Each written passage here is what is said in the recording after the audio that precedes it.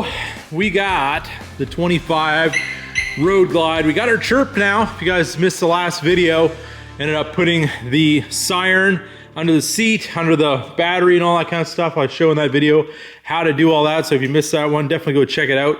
We also did the rear flat out bars on it and it looks absolutely awesome. And now we have protection if this bike has ever, accidentally put down on its side. Sometimes that happens. You lose your footing or something like that, and this bike is heavy. Once it goes over center, it's a little hard to stop it. So, you never know. You slide out on some gravel, whatever happens.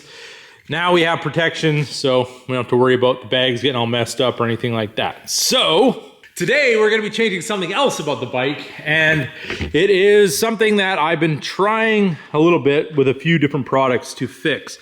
And you can see right here, I don't know if you can see how bad this is, but this here, I don't know if this is painted or if that's just black plastic, but it was really scratched when I got it. Like the rest of the bike looks pretty good. Couple little odds and ends that might need to be corrected with the paint, but nothing crazy. But this was always like real hazy and scratched and not looking good.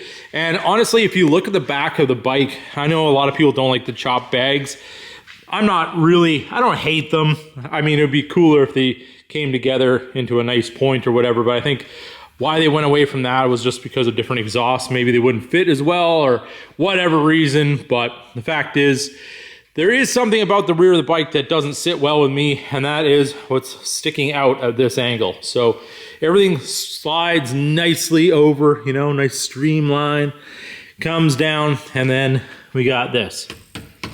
That big nose sticking out the back like that. And I think it looks terrible. So we're gonna be doing something about that today, and we're gonna be switching up. Probably not a new mod for most people that have a Road Glide, but we're gonna be swapping that whole setup up and making it a whole lot nicer. We do have from Custom Dynamics, we have their license plate frame right here with the LEDs in it, and then we have the radius license plate mount. So we're going to be doing the install on these two products and getting the Road Glide looking a little more custom, a little more clean. Nothing crazy, but it's going to be something that I'm going to notice, and I can get rid of one piece of scratched plastic on the bike, and that's a win for me as well. So while we're here, I'll give you guys a quick little look at our backdrop here. It's just my little seating area. Got some of my car models from when I was a kid and some newer ones and a few nice little oddities here and there. Then we have the bar setup that I built over here. This was actually a front desk of a guy that I know's business, and he wasn't using it anymore. He got a new one, so I bought this, repainted it, put some cool NASCAR stuff on it. Got my cool big screwdriver, my snap-on display.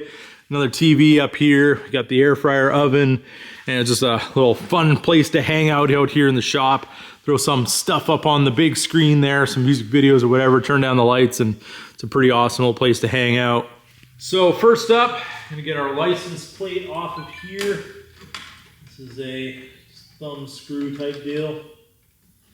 Make sure you don't drop the other side of it.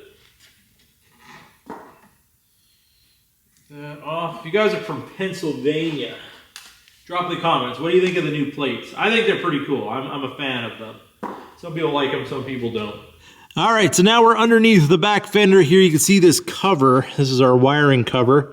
I'm gonna push up on it just like that, and then pull it out, and you can see there's a little, this is the provision at the top that goes up in there. There's just that little clip at the bottom, so just a little pressure on the center of the bottom of it will get it out of the way. Then we can see our wire connector right here.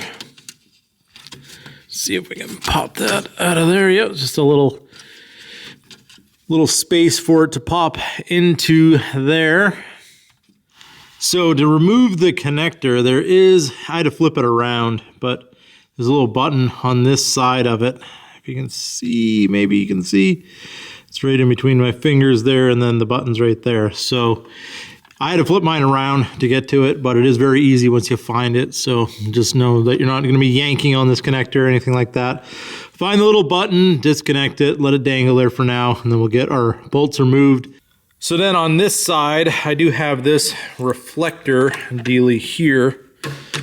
Pop that out of there. I think the plate was just holding that in. And then up here we have a T25 and another one over there. And we're gonna run those out. Make sure we got enough room in here for this.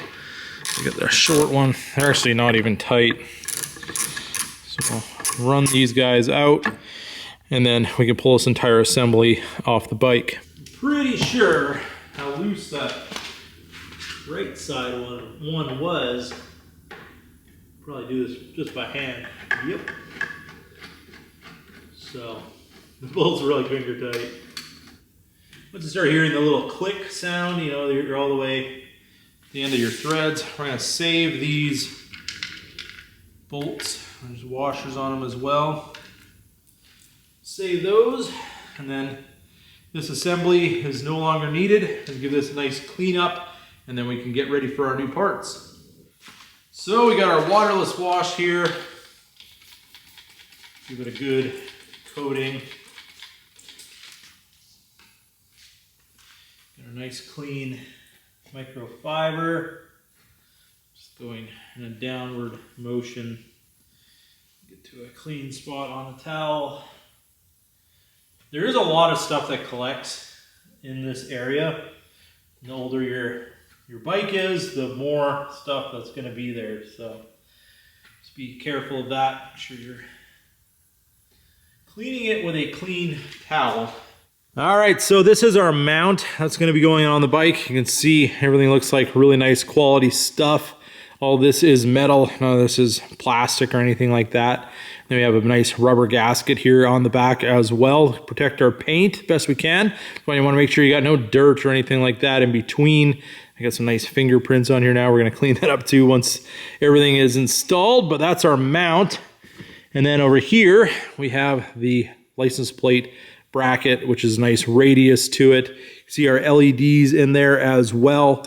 This is all metal as well, and it also has the same plug as what our bike has. So there's all plug and play, no wiring required, and it's gonna look really, really nice on the back of this Road Glide. All right, so we got our license plate wire, put it through this hole here.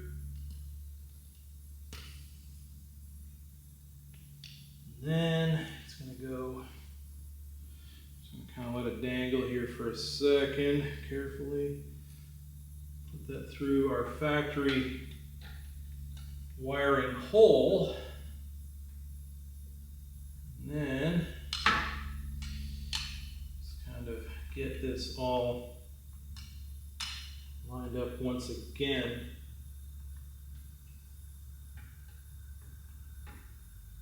Find where our locations are right there.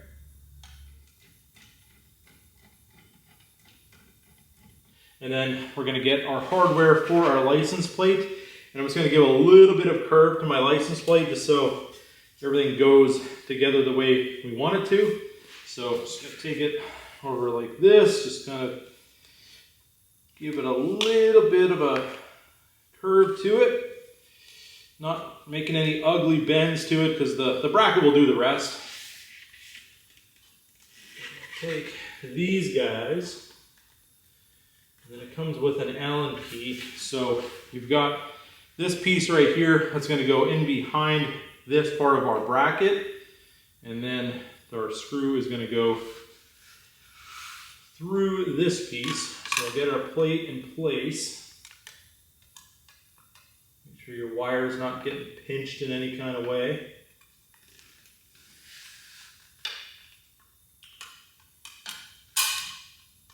Pick this up carefully. Slide this in behind.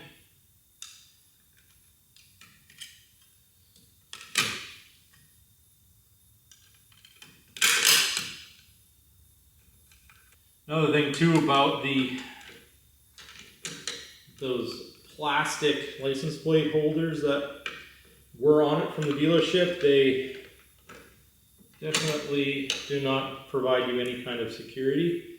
And at least this way, if somebody's trying to steal a license plate or whatever, I know maybe the Pennsylvania license plate isn't the most desirable one in the world, but for my Canadians out there, I know I had guys that I worked with that were up in the Northwest Territories, and they had the little bear-shaped license plate, and they had them on their motorcycles. And nothing cooler than the bear-shaped license plate than one that was a motorcycle one, because it was a little bear plate.